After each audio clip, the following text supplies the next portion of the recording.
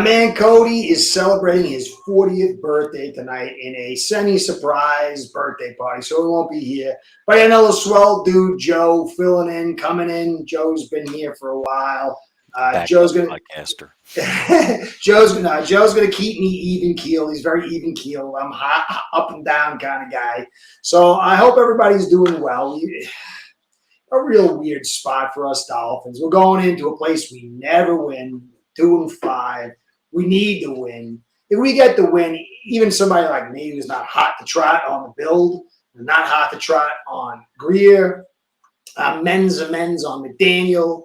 I see the potential to do it, but I'm totally afraid of his injury situation. But if we could pull off a win, it would be unbelievable. And it would give so much hope to those who really do believe in it. Just they don't care. They're not looking to the future. They're looking for this win. But I think it's going to be a long shot.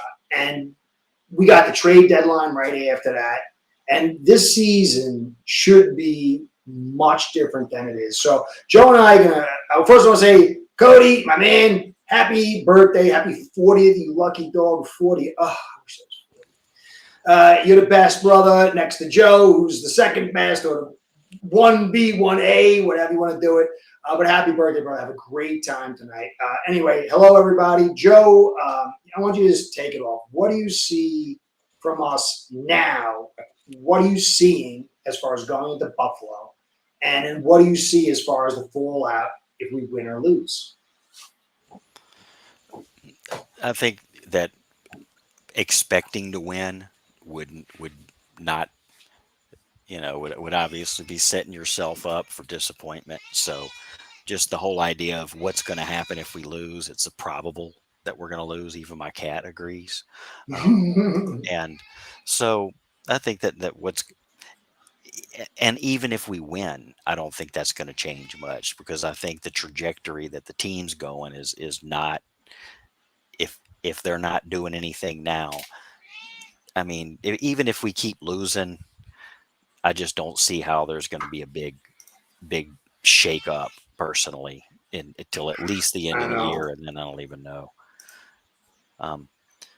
The whole idea that we're going to get rid of a coach and then just go on a search and then hope we can find something better, when there's not a big pool of coaches out there that you would like. Even of all the coaches, we were talking about this in another podcast, we were like, if you count all of the coaches out there right now, how many of them would you consider a good coach you want on our team to be the head coach? Like, out of all the head coaches in the NFL, if you could pick any of the ones you want, there's like 5 that you'd say, do I want that guy? That guy's going to come in here and he's going to make a big difference. And when you're talking about a handful out of 32, it's a kind of a pipe dream to think that we're going to get.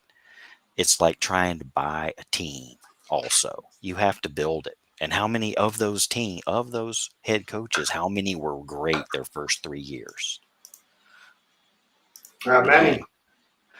So I know the P word is a 4-letter word, but patience is just where it's at with me. It's just, I mean, I'm not, unless some crazy great head coach comes and falls into our lap, I don't even want to see a change. So to me, what I want to see out of the Buffalo game is, I want to see how we play against a good team, how our defense can hold up against a good team, see how we're evolving in the defensive arena, see if our offense can make something happen, see if we can show some spark and fire and be a competitive opponent. That's what I want to see. I want to see us not just go in there and flail and look, So I guess if we went in and we just did trashy, and then we kept losing, then maybe. But what I want to see is I want to see us play our game. Well, I mean, that's a thing. Look, Ross is in a very tenuous situation. We weren't desirable before this. This is why we went with McDaniel, and it's why we went with Flores, and it's why, Gase was, I think, a guy that was kind of like a hot commodity. We remember Ross had to sell like partial control over the roster to beg him to get here. It was like he was ready to go someplace else, and then Ross had a last-minute pitch deal, and it was a bad move. We've been a little bit of a sticky place for a while. Remember, Hickey, no GM even wanted to come here. We had to get Hickey in here, and then we got rid of him after 1 year. And then we brought in Tannenbaum, and then we had Greer come in. It's not an easy, and it's a shame. I mean, you think about how awesome this place is, and we've got to beg and plead for somebody. But to me, it's not about the coach; it's the GM. The coach is, if you had a top-level GM and you had a trustworthy owner, you'd find the right coach. Hey, Jose, what's going on? Good evening. Yeah, thank you, brother. Hit the likes and subscribe button, please. Listen to Jose. He's a smart man, smarter than me. Thank you, brother. You're Jose the best.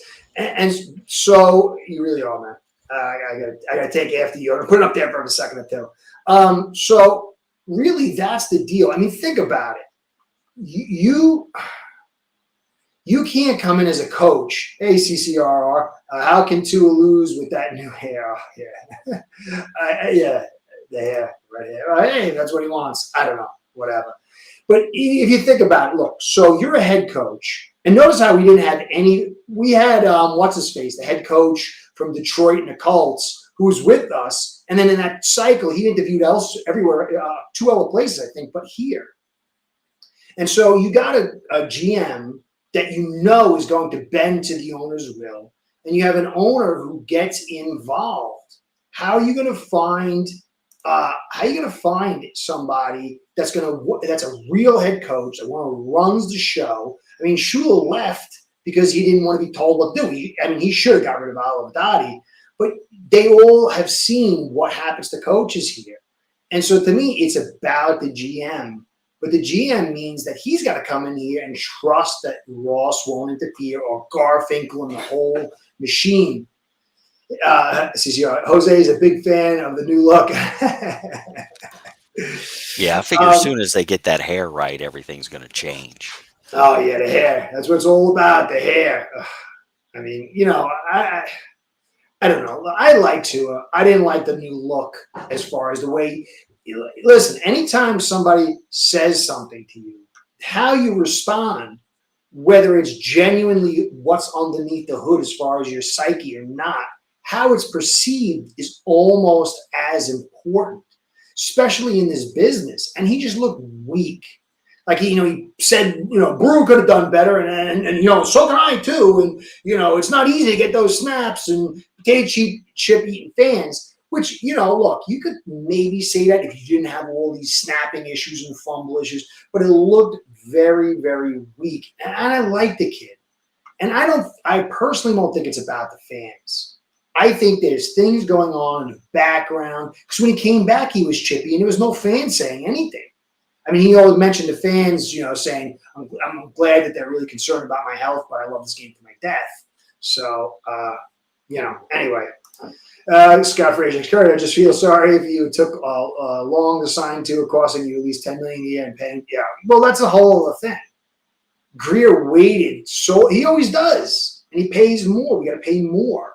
And now Joe and I were just looking like, hey, what if they wanted to get offer to her? I'm not saying you'd want to, but what if you can't till 26? Hey, Kat, what's going on, brother? So that's the other baggage that you have for somebody coming in here to. It's a GM, yeah, because you're a coach. There's no way, unless you're totally, totally desperate. And a good coach is not going to come in if they're desperate. Then you're going to go to the right spot, because you only get 3 at most opportunities to do this job. Are you going to come into Greer who people are, I don't want to pontificate too much, but I guess that's my job. I do that. Hey, Cosa Nostra. But people are saying that we're purposely tanking. It's 4D chess that we're tanking.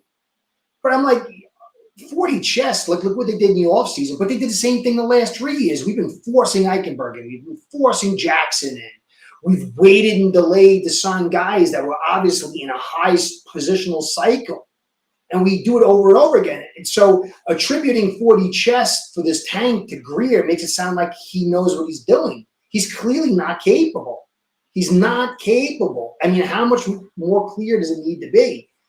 So what coach is going to come here? What coach is going to say, I'm going to risk one of my opportunities with my 1 to 2 or 3 get out of jail cards. Unless, like McDaniel said, he's like, I was told by Shanahan, you never know if you're going to get this opportunity again to set yourself up for life. So I came. So I don't know. But anyway, Joe, what do you think, or what do you guys in the comments think about the games? I want to know what you think the matchup's going to be. What do you think the outcome's going to be? I know, look, it's easy to say they're going to lose. But I said in my podcast today, you got to have good evaluations, because if you don't evaluate properly, you're not going to get on the right thing. So we've got to be clear on why we're failing, why we're succeeding, and who to blame, because we've got to be unified. This is ridiculous. I've been doing this since 1978. And we were sold this is going to be the thing, and it is. How do you have this much capital and crash this hard, this quick? You screwed up big time. And for me, it's got to be Greer. He's got to go. So let's get into this game, this Bills game. I do think there's a chance we could win. The Bills aren't perfect. I think we have the ability to do some things, but it's a long shot. So, Joe, or anybody in the comments, what do you want to talk about this game? What do you think about this game? Joe, give me your keys to this game. What do you think how it's going to play out? I'll get to my little statistics over here. But that's the deal. I think that the Bills, they've been playing, they've been pretty much running and passing 50, like mixing that up real well. So they've only have like 3 turnovers. They're first in the NFL when it comes to that. So they've been playing some mistake. Good stat, Joe. Man, you nailed it right there. I didn't know that. So what we need to do is change that. We need to get some turnovers. We need to get them out of their game. If they can just be in their game and be able to play a safe game. Playing safe game is because you have a handle on everything, and they're not flailing. So we need to make them flail. We need to get in there. Or do we need to get our defense is, I mean, if you look at NFL's, their ranking, which is always a little bit funky. We're like number 3 on defense and they're like number 20. So, I mean, our defense, but we haven't played anybody. So we all know that doesn't mean anything, but we do have a defense, and this is the true test. So that's really, to me, the matchup is going to be our defense against their offense. And can we fluster them? Can we get some turnovers? Can we make Josh Allen turn into something other than Superman like he always is? He plays us. Damn it. Yeah. Well, this year, if you notice, and it's like what I've been talking about for a while, this year, Allen hasn't been being Superman. It's been the defense. It's been the run game. I mean, you will look at his statistics. I mean, he's got – I think he's like 14 touchdowns, which is nice. I think it's 6th. I think he's got 1,700 yards, which is like 11th. Even his rush yards are kind of low. So they understand. They didn't get the defensive side of the new scheme, the new offensive cycle, but they got it on the offensive side, and it's really, really helping them. Let me just answer some of these. I believe that Buffalo knows our defense. Yes, especially without Sealer. I'm getting back to covering all the teams, so I've been getting back in the trenches as far as watching film on the Bills. Brady, I've been studying for a while. Every coordinator has a comfort zone, like a foundational set of plays that if they can get those off, then they can build the rest of their recipe on. And for Brady, I have seen key in and key out. When he can run that football in the A and B gap and get some success, everything's based off that. The only time I seen him get out of that was, I forgot, it was like the 3rd or 4th game. They opened up with passes to the outside, and then they moved their way back inside. You see the Ravens game where they got shut down in the center and they got totally decimated. they're not a good matchup for them.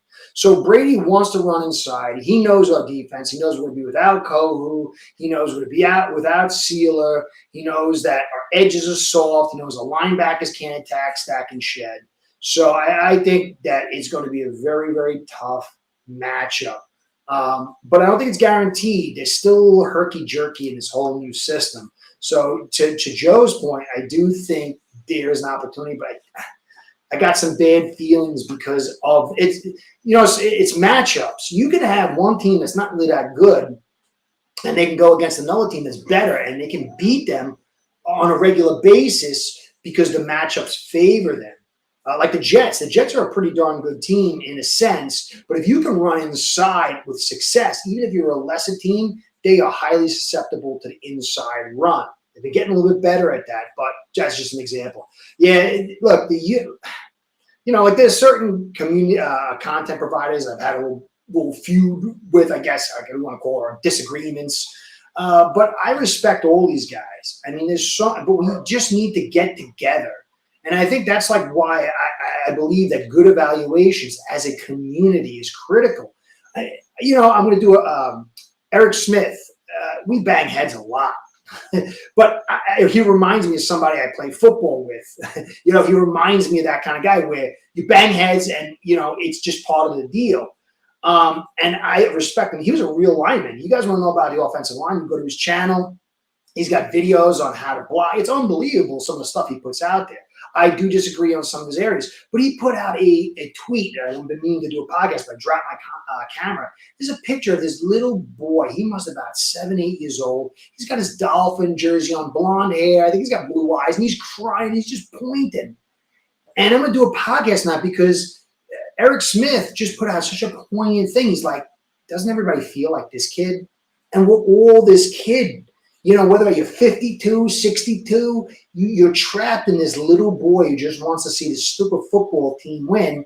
And we haven't forever because of stupid reasons, because of bad ownership, bad leadership. And it's got to stop. I'm tired of seeing the little boy in me, the little girl and others, and the little boy and others, and little kids just saying that this team sucks. And it's time that we do step up together. You can't just blame Tua. You can't just blame the offensive line. You got to just get together and say, hey, look, this is the real evaluation. It doesn't matter if it's Greer. We're not accepting this as Dolphin fans. Ross, even if you don't want to make changes, if it's the right thing to do, you've got to do it. And as fans, we've got to come together. It's so sad. It's so sad. I mean, I see people all the time, I'm done with the Dolphins. I'm going on another team. It's like, it breaks my heart. Super Bowl chips are the most savory ones. Yeah. Yeah. Then hit with the play actions. Yeah, they're going to run. Look, they're going to run the football inside, work the play action or the boots. And, I planned this offense for them 4 years ago now. And it's the clear right recipe for Allen and this team. They're going to be very tough. I think it's going to be a blowout. I really do. I'm hoping it's not, but I really think it's going to be. The best thing we do is trade Holland. Well, you can't trade Holland. He's got a bad hand and a bad knee. They should have done it before this. This is what we always do. We did it we got a compensatory pick for Wilkins and we got a compensatory pick for Hunt. Well, why didn't you sign them on time in 22? We could have got Hunt for maybe 16, 17 million, and you could have got Wilkins for 22 or trade them. He never does it. They've earned the right. No, they didn't earn the right for free agency. You bet against them. You lost. You didn't see the cycles of the positional value go up, and you lost, and you're trying to spin it to like you're a good guy. No, you're an idiot. You do it all the time. Greer is an idiot. He's incapable. Armstead, you can't get rid of him. No one's going to trade for him. Campbell, you might be able to. Hill, you definitely could. But as Joe said, I don't think they're going to. I think they're rebooting this whole time. What do you think, Joe? Do you think there's any players we're going to trade? I don't know. If somebody might take a chance on Holland, for something we're not going to get a whole lot, we'd be mostly trading him because we know we're not going to be paying him and we're not going to get anything for him at all. So it would be insulting to him to trade him for some kind of a not that great of a round pick. You know what I mean? For him, Yeah. but it Oh, would be you'll get like a fifth yeah, or sixth for him. right. And of course you're right, Armstead. And I don't know what the contract is on Campbell. So Campbell's tradable. He's very tradable, and he's an asset. Your tradable assets would be Hill, Waddle, but I don't think you should get rid of Waddle. Jonnu. I don't know if you should get rid of John if you're going to keep Tua. Maybe Ramsey, but I don't think you can financially do it. Seal, but you would never want to do that, even with the eye issue. And then really Hill's your biggest piece. But my thing is, Joe, and everyone is in this I don't think audience. we can afford to trade Hill because we No, have you too much hit. We got too many. Like next year, we are dead. That's the problem with any of no. Let me check. Hold on a second. Hold on a second. I did the numbers. I think that over. and we got him spread out all the way to freaking Let me 20. check. Hold on, Joe. Let me check. I really. I'll go check right here. Over to cap. Dolphins. Close. 1 second, guys. Tyreek Hill. Post-June trade. You would get 19 million cap savings and 12 million dead with 5 million in the bank. So you would be 12 million plus, and he'd come off the books next year. I don't know exactly what would come off the books next year, but you'd be free to probably about 20 million. He's definitely tradable. He's totally tradable.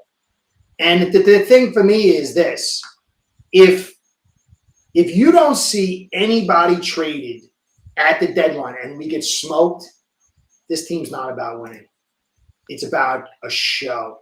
It's about a suit hustle, media hustle to pump up fakeness. There's no owner in the league that would tolerate this kind of failure after this. And they're not going to do anything. They're not going to do anything if they don't trade anybody because they know they're just bringing it all back and they're just trying to push it forward. So, I don't know. They're going to lose all three for nothing by the end of the season. Yeah, I mean, it's a joke. It's a joke. The whole thing is just think about all the capital we've had and that we've expended. How is it possible to have unprecedented capital? 3 first-round picks, 2 the second year. I mean, we lost one to Ross because he was a jackass. And to be here where you are now, you're one of the oldest teams in the league. They just threw everything in to make the quick run. They did a Bill Parcells, and it came out terrible. Father and son wholesale. I like that. So reminds me of Sanford and Son, man. That sounds really cool. Shout outs from Bahamas. We have to run the ball, capitalize on defensive opportunities, i.e. tackles in the backfield, run the ball. Yeah. If you look at what we like to do and what they like to do, is a little bit of a bad mismatch because they don't like to blitz. They blitz 17% of the time. And if you notice that teams that blitz us a lot, we burn them. And that's a testament to Tua and this design and Hill and Waddle. But teams that have a good front that can play off, we struggle against. So, but they're being blitzed like 35%. We blitz 28%. So what we like to do on defense, they're kind of good with, but we blitz 28. So here's a little simple way to figure out if your defense is doing good. You go to the blitz rate, blitz percentage, and pressure percentage, and you check those 2 percentages. And if the blitz percentage is higher than the pressure percentage, that means you don't have an efficient blitzing pressure defense. You're overcommitting and getting under production. And conversely, if it's equal, that's not bad. But then if you're getting higher, then you're doing good. And if you look at the Bills, they blitz 17%, but they get 21% pressure. We blitz 28, but we only get 23% pressure. And then if you look at our sacks, we're 9th, and they're 20. They got 20 sacks. So we need to get after this quarterback, but this defense, because Seal is going to be out, because Kohu's going to be out, and Holland's going to be out, Why did we blitz 60% of the time against Arizona? It was to compensate and overcompensate, and that's why we got burnt on the back end. But we don't know. Some people are saying that Cooper might not be in this week, and that could be an opportunity. Clearly, we need to run the football. They're weak against the run. I think they're seventh worst, 4.8 yards per carry. But they give so they're like a bend but don't break defense, but we must run the football. If we're not running the football successfully, then we're screwed. And you look at the first time we played them, we had like 130 something yards on the ground, but 27 was by Tua. It was 4.1 in total. You take 2 out, it gets under that 4 ratio. And they were a little dinged up. They're going to have some more guys this week. So it's going to be critical for us to run, but I'm not sure exactly how much we're going to be able to do it. But if we can, it will be key. It will be very, very key because they're playing over. They're not really blitzing much. They're going to play 7 guys in coverage. So clearly, I think father and son wholesale, you're right on a lot of these things. We've got to get them off schedule. But the bad part is, they're third in tackles for loss. They got 50 TFLs, and that's our kryptonite. What teams do is the good teams with good defenses and good offenses, they rush 4, drop 7, and they wait for us to get off schedule with a missed pass, a tackle for loss, or a penalty. And that's why we get this, we kind of get rickety in our offense. We're not consistent. And so they're going to be able to do that. If we can hold them off, it'll be good for us. Let's see.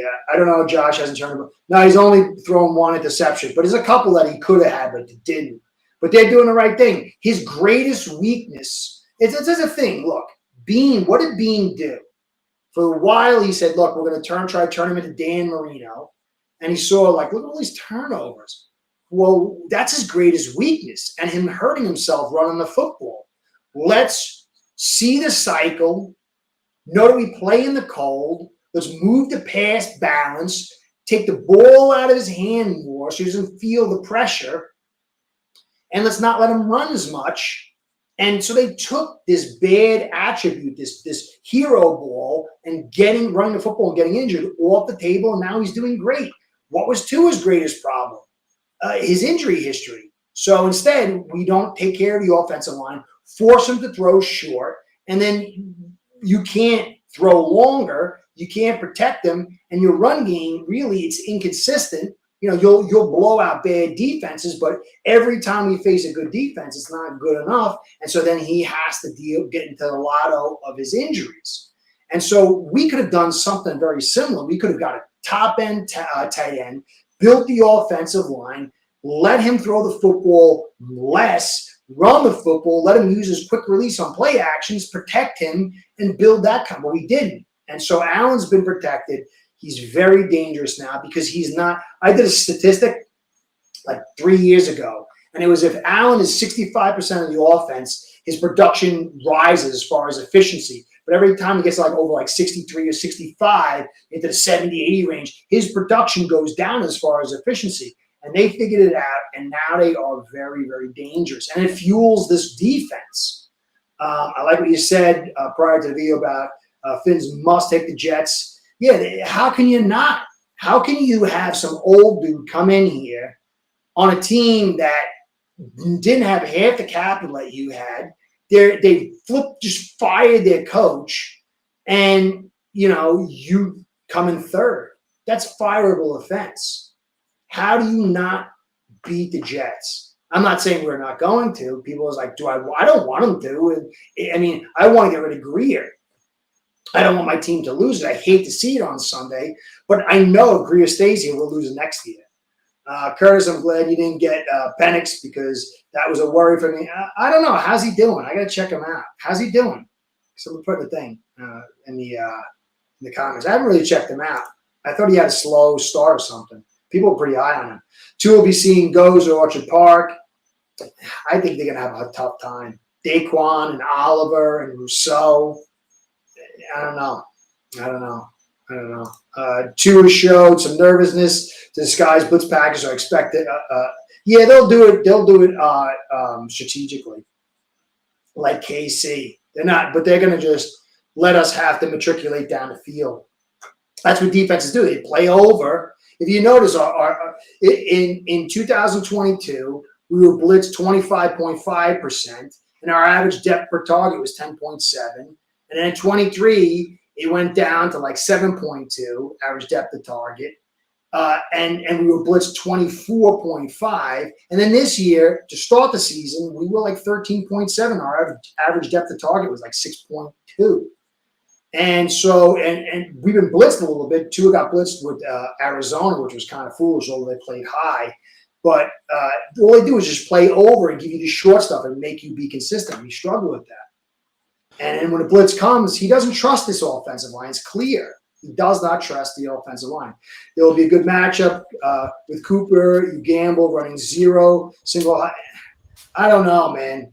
You saw Ramsey struggle with coverage, man. Oh, man. What do you think, Joe? Do you think running zero and single high cover, do you think that they can beat that, the Bills?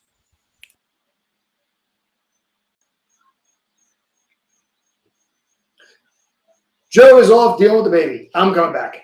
Sorry. I was on I had my other mute button on. Sorry about that. No, sweat. Yeah, I think they're going to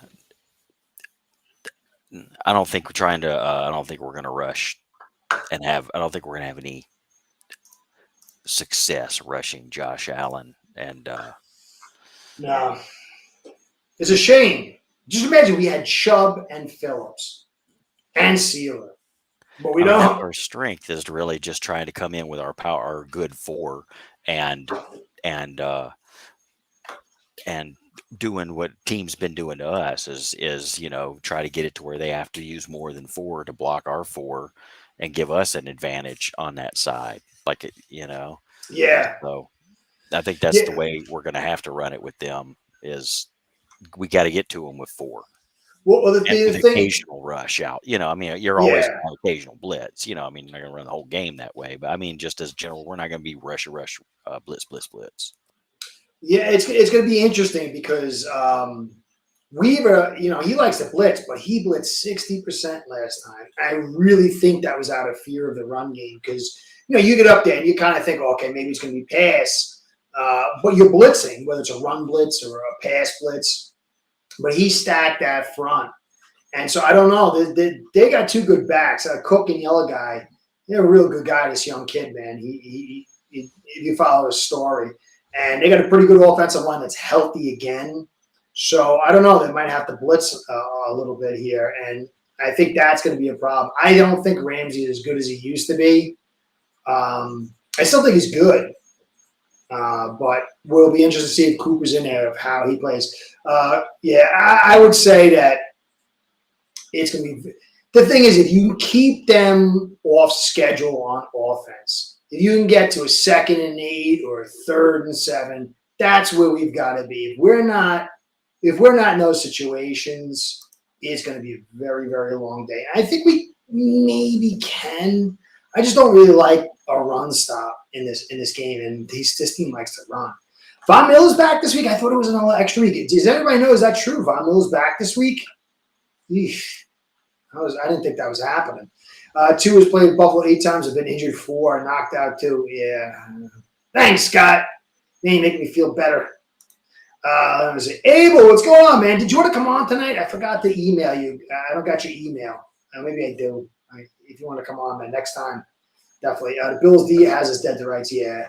That's what they did. Go check out what they did. That's the book. The Bills defense week 2 is the book. The Pats had to change the book because they don't got the talent.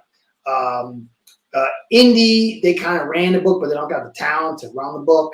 And then AZ had to fix the book. They played the high leverage with the 3 safeties to try to get the cover on top of the defense. But then they blitzed a lot, which I thought was stupid early on. It paid off at the end. Those last 3 drives, they blitzed us on all 3, and it hurt us. But prior to that, they put a lot of points on.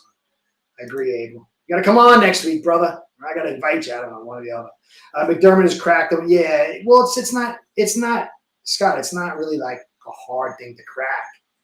Everybody's got the book. Everybody, just go check. They know our offensive line. Some people, look, there's some people out there I respect, although they frustrate me a little bit. They believe the offensive line's good, But then these are smart guys, the guys I respect. I just don't agree with them in this area. But you don't call 50+% pass rush mitigation screens and play actions and keep all these extra blockers and then throw short because it's part of your scheme. I mean, it's part of your scheme because you don't trust your blocking. And so everybody's kind of realized, hey, what does this team do? They run the pocket pass. They've shut that down. Add in a rule change maybe so you couldn't do all the motion. They love to run to the edges. So if you run high leverage in that box as far as your linebackers, it gives you free trail to the edges because then you don't get the scrum to get caught up in the scrum. It's when you creep up into that 3 and 4 range where you get caught up in the scrum when you try to get to the side and the tackle pushes out and guys get – but so if you're sitting at 5, you get to run to the edges. And so you can play the pass, the pocket post, and whatever else you like to do, and the edges by playing high leverage in the box nickel. And you rush your 4. You just got to have the kind of talent to do it. And so it's like, it's not rocket science. Like even Dummy Me kind of said, hey, look, this is the book, like to entering the season.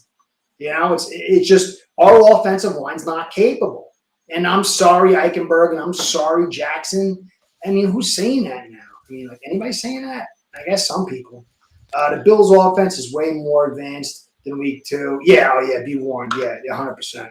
Yeah, but there's still a little bit of problems as far as – because I know Happy's a Bills fan. If you notice, watch Brady. He is really ballsy. He's pretty creative. I like him a lot. But once that interior run, if it gets stopped, he starts to get a little shaky bones Dorsey in him. It's the only thing. And I saw that. It wasn't really your guys' fault when you went against the Ravens. You just out-muscled on both sides of the ball. The only thing is you're a little light on that D front. And I don't know how far it's going to take you. I think part of this new pass balance package is you got to have some – Daquan's good, but a little bit older. Rotation's a little weak, and Oliver's a little small. Russo's nice, though. I got anything. Sure, go for it, Joe. So the opponents they run the too high safety. They basically run up high and they make sure that they're keeping us from the big toss. Yeah. We do have success running it up the middle because of that, right? I mean, Mm-hmm. obviously they can't be Yeah. everywhere. So the question is, when we go against the better team specifically, or what is it about the other team that allows them to do both? How can they run the too high safety on us and run a scheme like that and then still keep us from having enough of a successful run game to keep them off the field and win the game?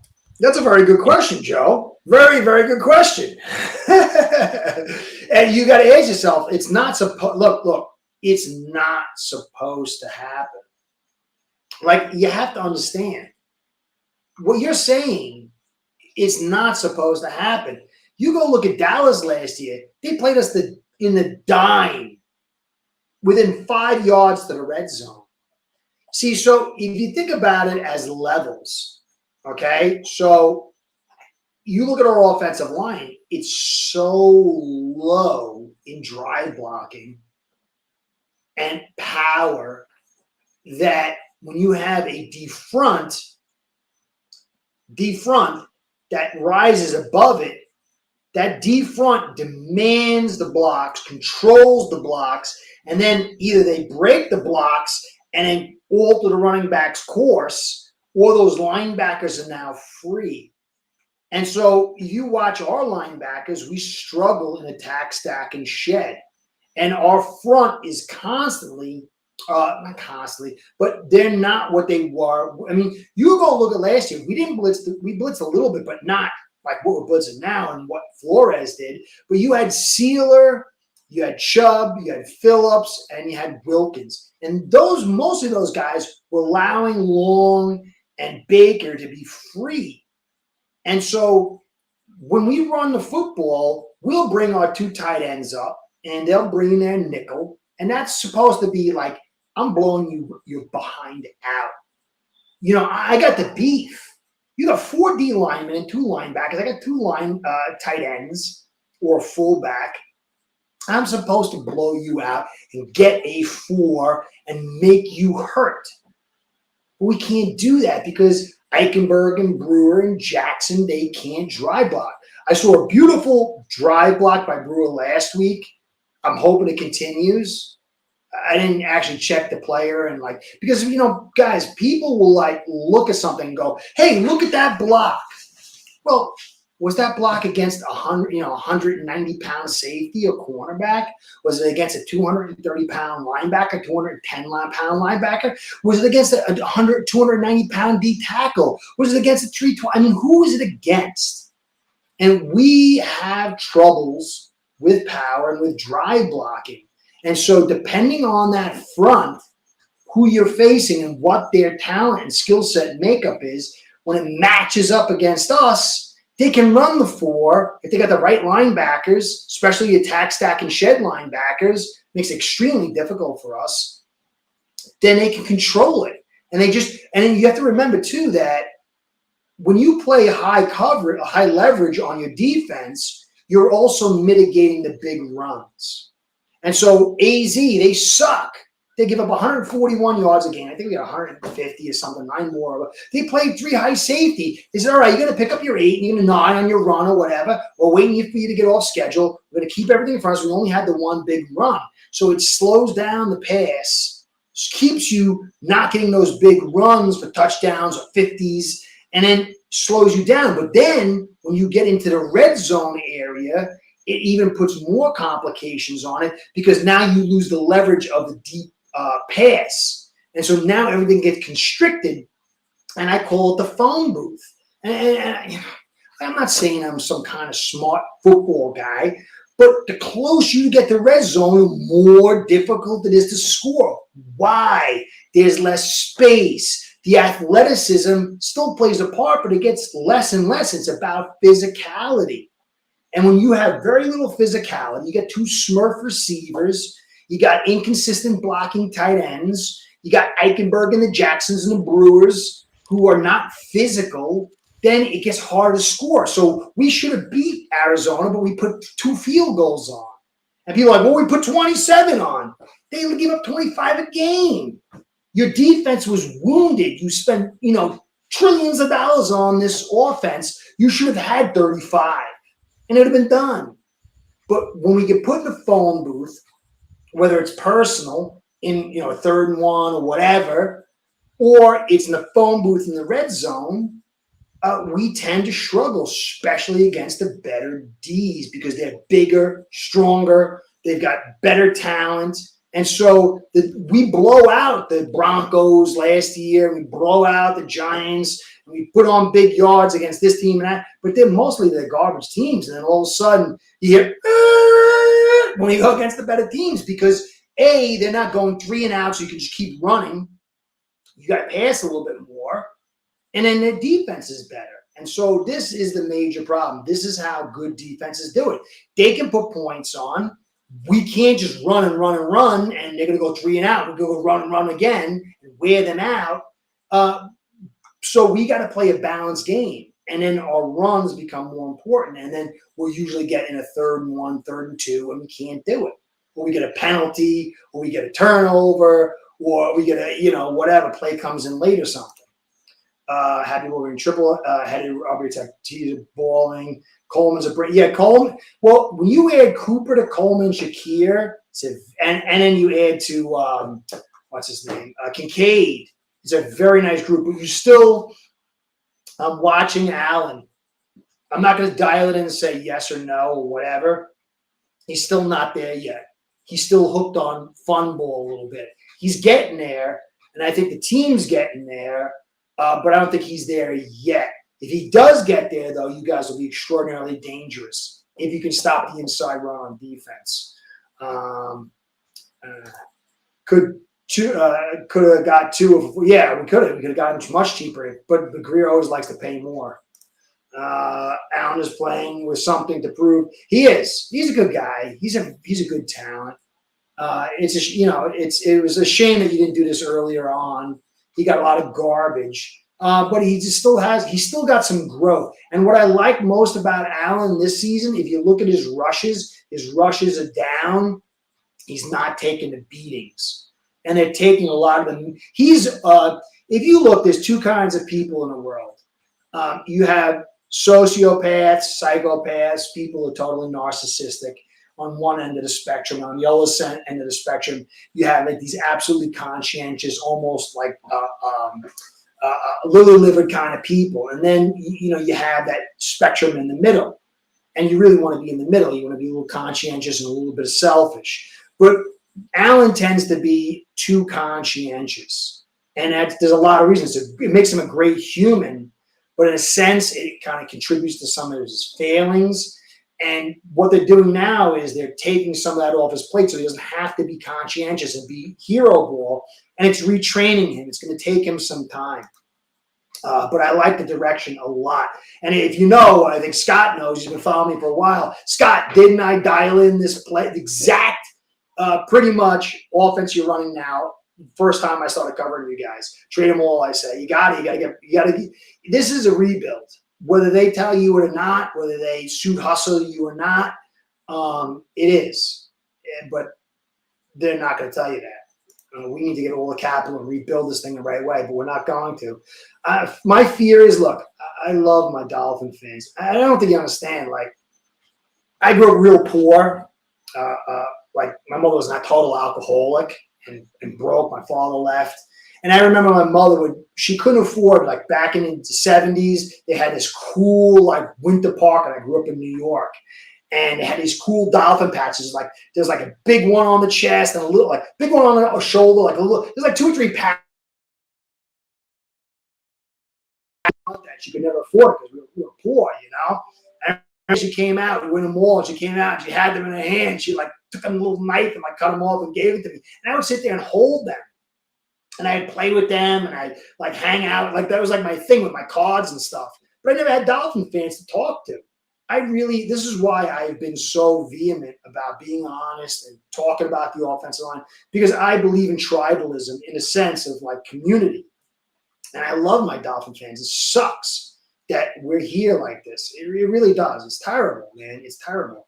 And I pray that we can get this thing right. Texans might be interested. They're definitely interested, but they screwed up their build too. But they have an opportunity. They got good 2 bookend tight ends and a really good center. We could have had him too. Well, if you guys lose yourself, no, we should be in selling mode, Scott, but I don't think we're going to. Hey, Reese's Pieces, my man. We were supposed to get together or something like that. We're supposed to go up to Buffalo. We were supposed to hang out. Maybe next time. You got to come on this channel one time. You've been with me for a while. Evening Curse, this team needs a change to run heavy, invest in the O-line DL.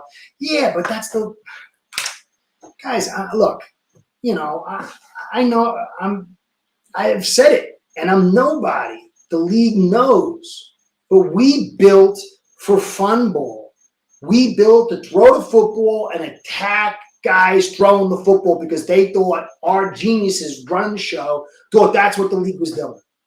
And that's what they were doing for 20 years. So, but we were built for the last battle. We are so hopelessly behind in our development. It's terrible.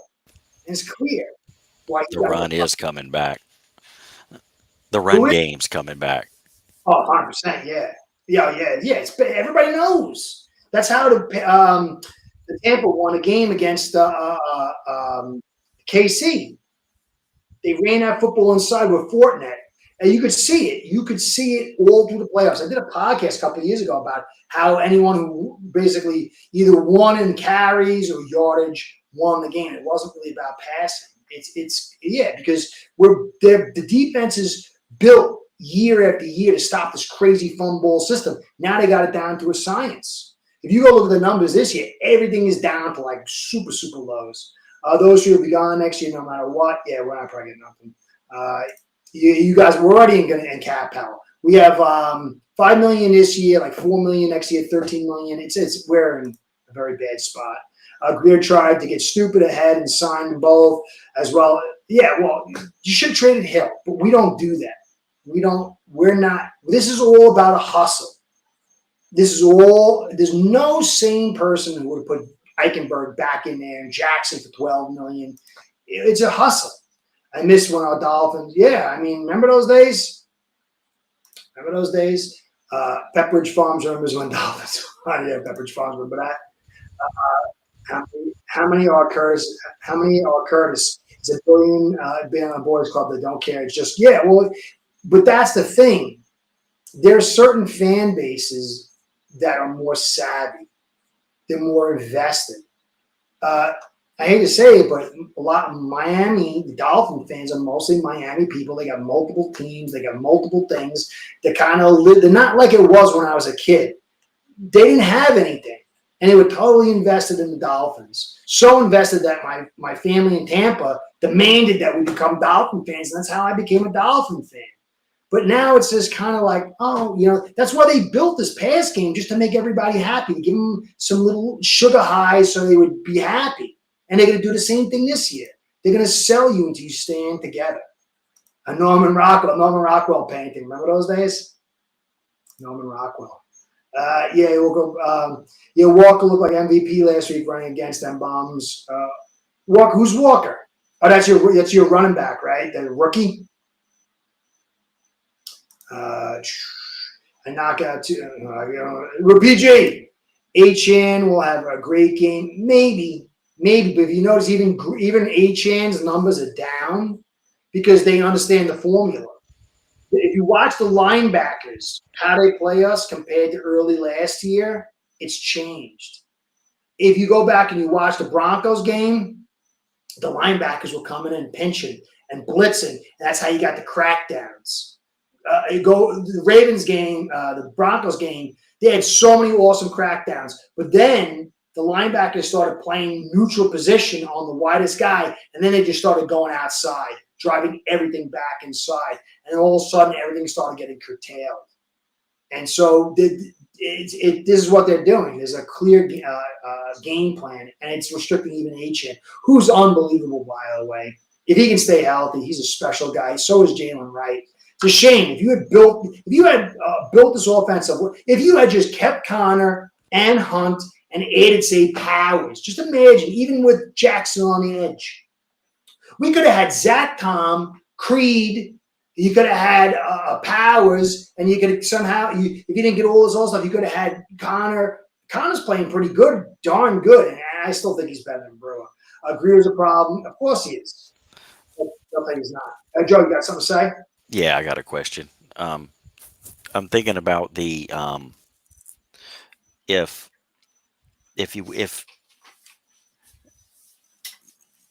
here, I'll come back to it. Keep going on your thread.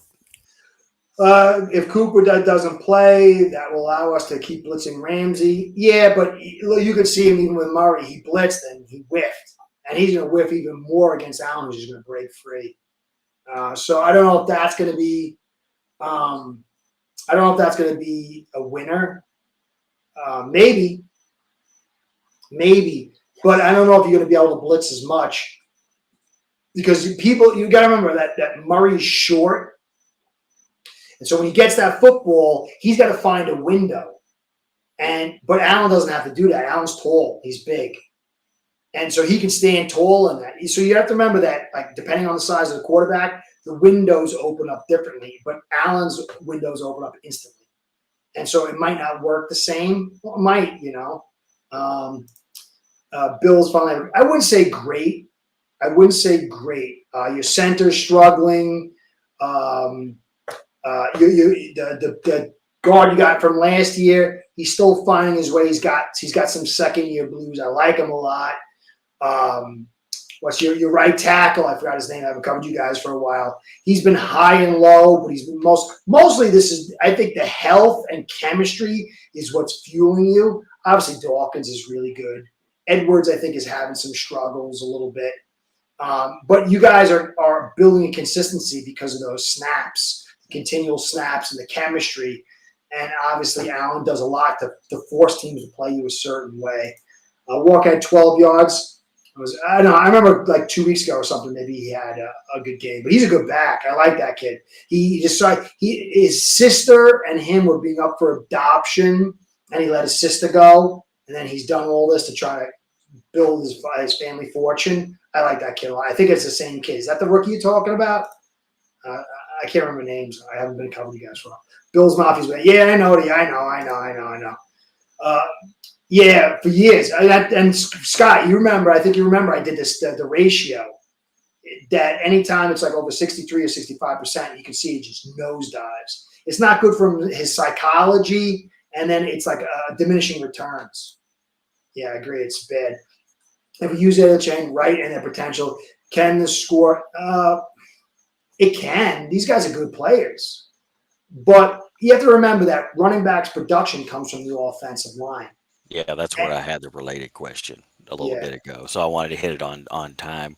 So with the is our lack of power on the offensive line like we, do you think that McDaniel is constrained due to the fact that our offensive line has certain skills and they don't have other skills. So we have to get the playbook, and similar to how you have to make your playbook on who your quarterback is, it seems like we're having to make our playbook based on what our offensive line can and can't do. So the question there is that the case, and is there anything we can do if we can't do it with we can't change our players and all of a sudden change the whole offensive line to be a different style? So what can we do? What can McDaniel do from an offensive perspective to get Achan and Wright in this game? Um, what changes can he make with the offensive line we have that will help us be successful? Route combinations. We don't.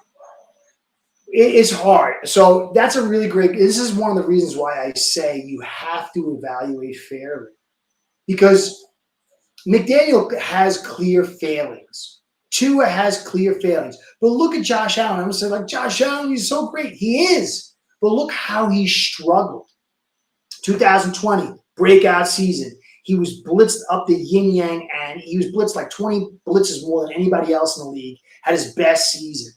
Then defenses said, hey, let's not blitz him. Let's play zone. And all of a sudden, 21, his stats went down, and he started getting a little herky. And it was, I think it was a 13-second thing. And then 22, or maybe 22, then you see they blitzed him less, and he had more and more problems. The way you attack somebody, it changes things. McDaniel's got his hands tied behind his back by this offensive line.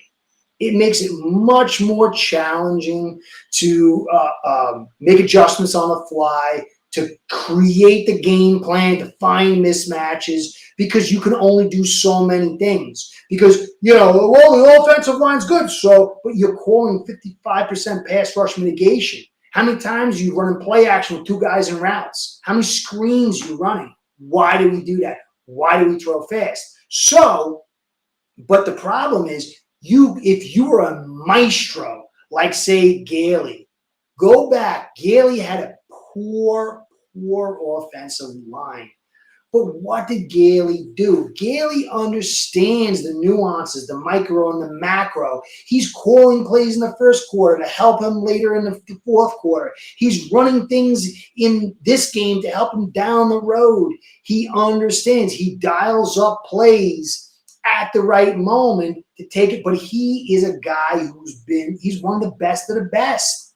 So you put this green head coach who sat in the booth, who's a run game coordinator. You brought him in, you asked him to win immediately, you gave him the hill, you robbed him of stuff, you went skimpy on the offensive line, you created a one-dimensional offense that could accentuate to his one particular talent so you could drive the thing forward, so you could look really hot, but it was quickly dissected, and the book came out ultra quick. And it's not to say he's perfect. He makes bad calls. He makes bad adjustments. But the complication level, because of all this, was extraordinarily high. Why do you take someone and make their job harder? So what you would want to do is why don't you see Hill and Waddle on one side, creating short route combinations that are timing routes where, Hill is driving them off and doing a post and Hill's doing a button hook underneath and you're throwing for 4 yards. Why don't we see that? It's all throw to gaps, all straight runs. Why? You can say maybe it's Tua, maybe you don't got the time, whatever. But there's things that you can do to create space and to get the ball, the West Coast philosophy. You get the ball in your playmaker's hands in short space, small space, and then let it happen. But he's a little impatient because there's the old story. There's two bulls on a hill, one old bull, one young bull. They look at the cows. The young bull says, let's run down there and get one. He says, hey, son, let's walk down there and get all of them. But it says in a job that's about young people, if you see an old man, be worried. It takes time to get the stripes and the veteran status. You've got to be in this thing for a long time to be like, oh, I got it, and you're ahead of the curve. McDaniel doesn't have that time, and in fact, because we came out of the chute hot trying to win right away, it pinched up his sphincter to make him, nervous. And you can see he's nervous. He's getting nervous. The pressure's on. And it doesn't allow him to develop properly. And he needed a lot of development. But we wanted to raise ticket prices. We had to come out hot. We had to say Flores was terrible and Ross and Greer were angels. Look what we're doing here. And now you're in a hole. And McDaniel's got the pressure on him. He can't reinstall. I mean, look, basic stuff. You get to the line of scrimmage early and you call an audible. That's not even in this thing. It's not even in this thing. That's like a basic thing. That's a good point. Have we seen Tua calling? Well, we haven't really seen Tua in the game enough to be calling audibles. I mean, is he out there? Is he making? He can't. We don't get to the line of scrimmage late. We get all the motions. Well, they've been trying to. We trimmed the motions down, I think, because maybe the league's changed some stuff. I don't know, but I'm not seeing it. Or we're trying to make it so we have time to make a change because we do all that motion. Well, you have to remember too. Look. I'm really trying to. So people will say, "Oh, this whole speed offense is because Tua sucks and he can only throw fast." Well, he's not the only one being helped out. Greer's being helped out because his offensive line sucks, so that's getting covered. And then McDaniel, he doesn't have to have as much complication. Like, it's all complicated because there's all this motion and there's all this stuff, but there's no nuance as far as getting to the line of scrimmage and making adjustments and having. So it kind of takes some of the load off him because it's scheme mismatch. It's like, here's the template. Here you go. Get to the line of scrimmage. And if it's there, it's there. And if when the ball snapped, then the receivers have to make their adjustments, and then you have to make. But it's taking a lot off of him, and he needs it. Where if you go to Andy Reid, watch Andy Reid what he does and how he's got everything. He's got the inside run at his disposal. He can run the screen. He can run play action. He can run high velocity 5-man routes on occasion. I mean, but he's got a great quarterback. Don't get me wrong, but McDaniel has got a lot taken off his plate by what Tua can do. It's one read, pocket, quick throw, heavy protection, not there. Sorry, you lose. So it's not just Tua being taken care of here, guys. This whole system helps Greer, makes his offense. You could not, Eichenberg and Jackson, or even Brewer, would not survive in a regular offense that demands 2.25 protection rate and not 55% pass rush mitigation. Brewer's playing great. Yeah, he's playing great in this simplified thing where he's heavily protected. But how did he do with the Titans last year? So if I had to put Jackson in another offense or Eichenberg, I mean, how do they do? This is totally simplified. 55% pass rush mitigation and throwing at 2.2 seconds. And now you even cut down the average depth of target to 6.5 when you started out at 10.7 and 22. Hello. But this is the stuff that people you don't want to talk about, but it's clear. You want to say McDaniel sucks and Tua sucks, but they're constrained, as Joe would say, by this whole situation. But it starts with Greer. You just drafted Zach Tom. Even I said that. I'm like, dude, are you insane? He was in the building for interviews, and he drafted Easy and Tyndall. You're an idiot. You know why? Because you'd have taken Jackson's job, and it made you look bad. You'd have taken Eichenberg's job, and you don't want that.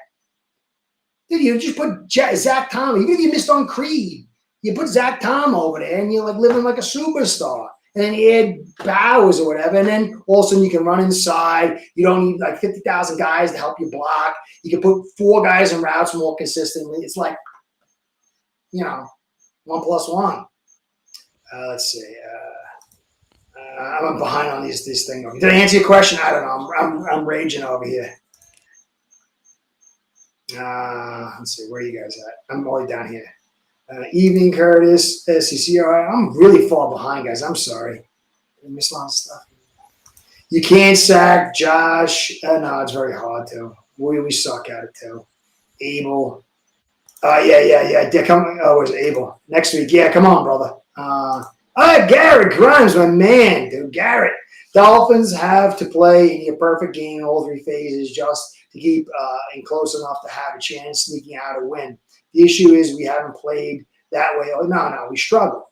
And we're overly complicated. Why do you think we get all these penalties? Because you got to be overly smoke and mirrors because you just can't punch people in the face because you can't be basic. We play reverse complementary football. Yeah, we do. Yeah, but we were designed to put heavy points on and pass rush, and that's not how it's playing out. I guess Baltimore a few years ago was any given Sunday. It was. If you go back and you look at it, their secondary was gashed, and they were very arrogant, and 2 played a darn good game. We got to. It's all context. Over and under the Bills to score 50. I don't remember that. Let's see. So that's it. Joe, you got anything else? Yeah, he played fantasy football. Reason why Buffalo always wins physicality. Yeah, that's what the football game. That's what football is all about. But we believe in nice guys and finesse and rainbows and unicorns. Is it possible for the Dolphins to win the game, bro? I'm sorry, guys. I got into a deep little thing over here. Fire Greer, promote. I would take that. I'd take anything but Greer. Greer strikes me as a person I would dislike in person. I mean, for him to sit there and like snidely laugh at fans about depth of the offensive line, which is fine, but then to have it play out that way, if they're publicly castigating the fans and then not mentioning it, and then the hide. Remember him? Was it against the Titans or hiding into the corner like Waldo? That guy I don't like him. I don't like him at all. I don't think he's bad. I don't think he's a good person. I think he's weak. Maybe he's a nice person outside of football, but he's just weak. Chiefs own the Bills and playoffs. They do, and I don't think they're going to win this year. I'm worried that the Chiefs are going to get 3-peat and a perfect season. Have Achane and Wright in the game together. Hill and Waddle. You got to do something with speed. That's the only way to attack this team. You're not going to out physical them. Hard to believe there isn't one Dolphin on our team that would like to beat the snot. There's plenty. They just don't got the juice, Coaster. Hey, the success. Happy 40th, man. Hope you having a good time. Buffalo run side. We're missing Seal. Not a good. No, it's a bad recipe, brother. I hope you're having a great time, guys. Cody's one of the best dudes ever, man. Got to see his house. Man, he's been blessed by God over that house, that view. Let's see. Oh man, so much good stuff here. Tua desperately needs to be aggressive. He can't, because if you cap in the top and the middle by playing over in 7-man drops, how can you? You really can't.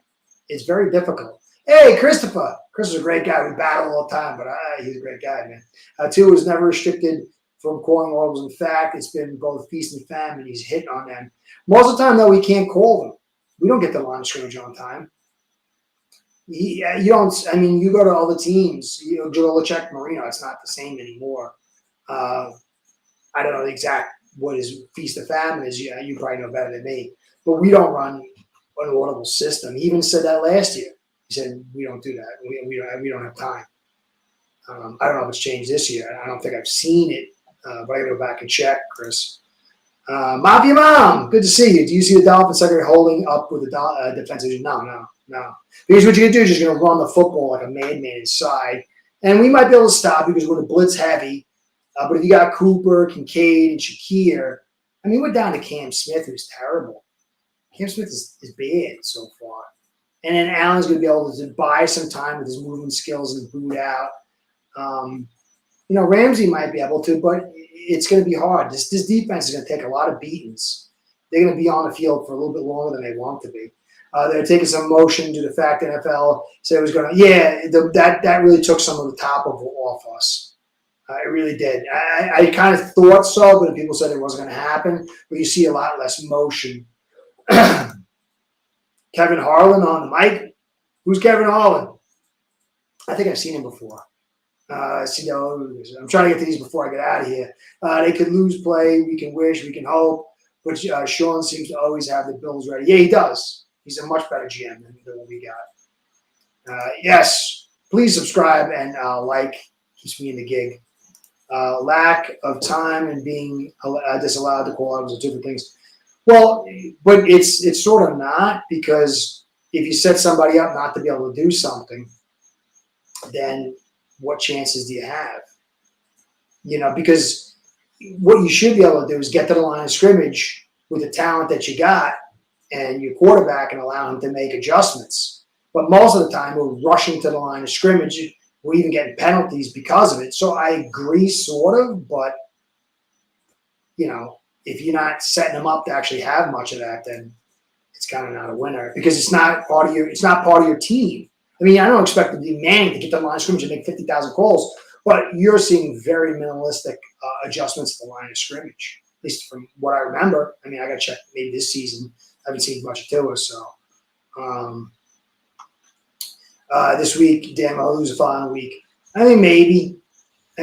But if we win this week, it'd be, tremendous. Oh, we're winning now. We just found out Harland is calling the game. Oh, what does that mean? What does that mean? Oh, he's our he's our winner. Announcer. He's the one. And he gets it to Hill. And I can't imitate him, but that'd be good. He's our guy. So, he's our lucky charm, a rabbit. Yeah. So we're gonna win now that we know that. All right, there's our hopium for the day. Yeah. Well, you gotta believe. You gotta go into these. Look, there's a lot of fun when I was a kid. I didn't know nothing. I just went into week believing every week. And I mean, there is that. It's.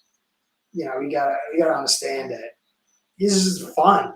Some people don't care. They don't want to know the game. They don't want to see the future. They just want to enjoy. So, I get it. I tend to, because of what I am, I tend to look to the future and all that stuff. Anyway, guys, we're running a little late. I'm sorry I didn't catch up with all these awesome little comments over here. You guys are the best. Wow, there's so many here, man. I'm sorry I missed them. That's loaded assumption because there are many variables. Yeah, there's so many variables. Football is it's the most difficult to pay attention. It's to accurately assess because, like I say it all the time, you're about ready to win the Super Bowl and your left guard's got a dinged up knee and he steps into a wet area and the knee gives out and then all of a sudden, you lose that play and the Super Bowl's lost. It's just little things like that. There's inches everywhere. That's the thing. There's inches everywhere. Anyway, guys, I appreciate all these awesome comments. Thank you for stopping by, putting up with me. Joe, do you have anything to say before we get out of here? Because I did a lot of yapping. Nope. I already did. We're going to win. So all right, there good. it I hope is. so. Ends up. Mafia Mama, I put that up. Good job. Thank you, Mafia. I'm getting back to other teams, too. I got to. My sponsors demand it, actually. So, guys, listen, Bills fans, good luck. You're probably going to win. Hope you don't. Good luck. You guys have been really awesome to me. You guys are good people. You took care of too when he was injured. You've been very nice. I do hope you lose. I'm sick of you. I'm starting to get the Patriots feel with you guys. Dolphins fans, just go and enjoy the game. And it's going to be what's going to be. Is Ross going to do the right thing by us or not? Who knows? Let's just enjoy the game, see what happens, and then we can evaluate after. I appreciate everything, Joe, especially you. Cody, my man out there, having his 40th birthday. You're awesome. All you guys are great, really kind. Be well. Go Fins. I'll talk to you all soon. Curtis out. And Joe. Curtis and Joe.